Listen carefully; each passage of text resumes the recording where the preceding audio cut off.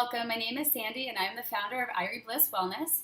I'm here today to talk about one of the products that I make that is near and dear to my heart. It's a salve. What's so great about this recipe is because it has a high content of beeswax, it's also a really great base recipe for a lip balm. So first let's talk a little bit about beeswax. I like to buy my beeswax like this in little granules. I find it a lot easier than those big, huge bars. I find like sawing off the beeswax just isn't that fun for me. So what I do is I just take a Tupperware container, I put it onto my scale, and then what I'm going to do for this recipe is I'm going to weigh 14 grams of the beeswax. And I'm going to drop it right into my double boiler, which I've already got going. And what this is going to do is this is going to really break down the beeswax and melt it down for me.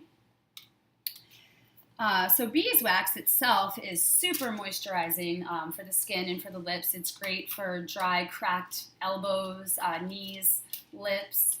It actually also helps to reduce stretch marks. So this salve could be a really good gift for a friend who is pregnant, especially where we're only going to be putting 3 ingredients today into this salve. It's just beeswax, olive oil, and hemp oil. So it's super simple, super safe. Beeswax itself also has anti-inflammatory properties.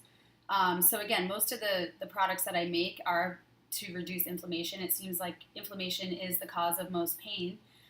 So by getting the inflammation under control, most people will have a relief of their symptoms.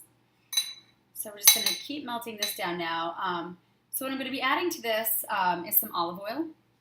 And again, I chose olive oil because it really is a health and beauty secret. It's been used for centuries to ease in dry skin. It's super moisturizing, and it's really high in antioxidants.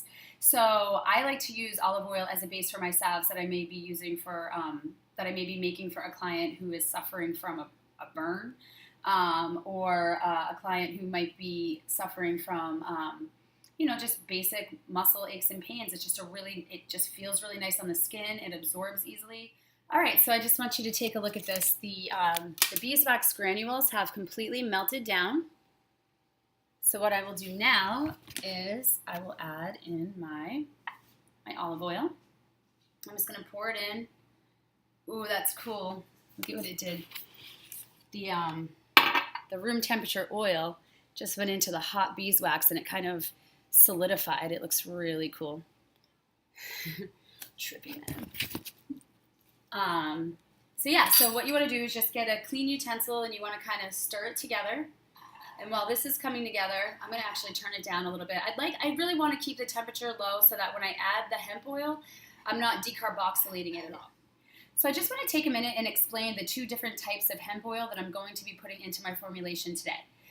There's the blue label and there's the green label. The blue label is what I've worked with in previous videos. It's a fully decarboxylated version of the plant. It's a whole plant extract. It's been kept completely together with all its waxes, terpenes, and chlorophylls. The green version is essentially the same raw food, but it's never been heated. So I'll show you. What I decided to do was I decided to mix decarboxylated oil with non-decarboxylated oil so that my client could receive the full benefits of the CBDA and the CBD. So it's the first time I've really done this, and of course I'm doing it on camera because that's how I roll. So working with hemp oil is super messy. I've lamented about it before. What I like to do is just take a piece of wax paper, throw it down on my scale, zero it out. I always like to use scales that weigh to the 100th because I like to be as precise as possible when I'm dosing. So this is the blue oil. So once again, this is the decarboxylated oil. The CBDA, which is the cannabidiol acid, has been converted to cannabidiol. This is what everyone's been reading about and researching. However, there's a lot of promising data that is coming out now on CBDA. I will refer to a study in the comments that I found really, really interesting regarding breast cancer and cell proliferation and how CBDA seems to slow the spread of cancer cells. I mean, this is just like huge news for me.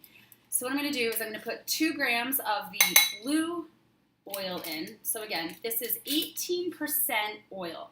18% just means 180 milligrams of CBD per gram. So since I'm putting in 2 grams, that's 360 milligrams of CBD. Yeah. So now what we're going to do is we're going to take the raw oil. So again, this is kind of like if you were a raw foodist, I think what they never heat their food above like, I don't know, what is it, 110 degrees or, I don't know, I like my food cooked. But this is, again, this just came out of the freezer, and so it's, you know, it's kind of stuck in that shape right now. And I'm going to add 1 gram of this to add an extra 80 milligrams of CBD and 30 milligrams of CBDA. And how do I know that that's what I'm adding? Because I asked for the lab results. This is what's beautiful, guys, about this day and age in this industry is if your vendors can't supply you with lab results, then don't buy stuff from them. It's ridiculous in this day and age. There's a lab that, you know, any person, you don't even have to be a patient. You could go pick your plant tomorrow and bring it to a lab, and they can tell you exactly how much THC is in it, exactly how much CBD is in it. This is something we didn't have 10 years ago, guys. When I was first learning how to do this, it was like self-experimentation only. Okay, I had no lab.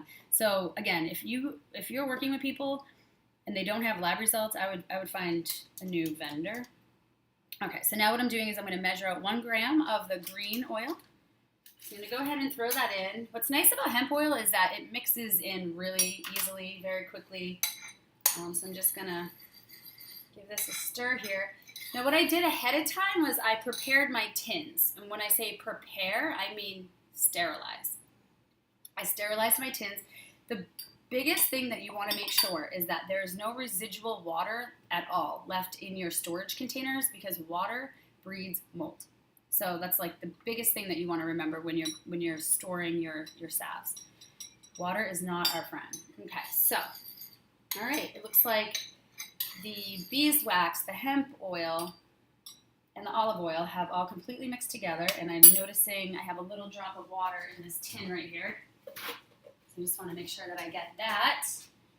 Now, if you guys have any questions about the difference between hemp oil that is green and hemp oil that is blue or decarboxylated, I would suggest just Googling, CBDA and its health benefits. Again, the research is so new.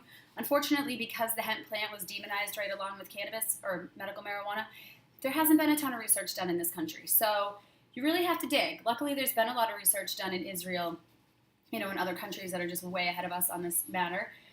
So we have to look to them for now until, Trump gets it together and hopefully sits down with that farm bill in September and decides that it shouldn't just be grown for research purposes, but it should be grown for food, fuel, fiber, fabric, all the things. Okay, so I just want to show you that this looks beautiful. It's completely incorporated. So what we will do now is I just simply and carefully, and actually I did have another container just in case I have overflow. So what I do now is I just take the salve, and again, you want to make sure you don't drip any water into it. So I'm just going to dry the bottom off with this paper towel here. Get that, okay. I'm going to give it one more quick stir just to make sure that hemp oil is really evenly distributing, okay? And then I'm just going to pour it into my tins. And you want to make sure you pour it while it's still hot. It does tend to harden pretty quickly. I was surprised at how quickly it hardened. And so, I always add the hemp oil in last because, again, I don't want the heat to decarboxylate that raw oil at all. CBD does evaporate at 300 and I think it's 14.6 degrees. So you just want to be mindful of that when you're creating any recipe, whether you're cooking with, cannabis or hemp oil. At a certain temperature, you actually will evaporate the cannabinoids. So that's just something to keep in mind, and always do your research before you spend money on all these really expensive ingredients. A little hot. Okay, so once I ended up pouring the recipe out into the tins, it actually ended up making 5 1-ounce tins. So really there's about 100, I would say, total milligrams of cannabinoids per tin. It's just not all in the form of CBD this time. We have some CBDA in there as well. So again, we do think that this is going to provide hopefully a different type of relief for our patients, and in a way, I think mixing the two different oils together just gives you kind of more just more of the full plant's benefits. I mean, you're just getting every type of cannabinoid in its raw form, in its decarboxylated form, in its unfiltered, unadulterated. Just this stuff is pretty gnarly, guys. So this is why we like to put it in tinctures, and why we like to put it into salves and stuff, because just eating it straight is just a little too hardcore for me. But anyway, I just want to say, have a great day, be blessed, 2017 forever. Maybe it's a touch too much, but you just can't help but say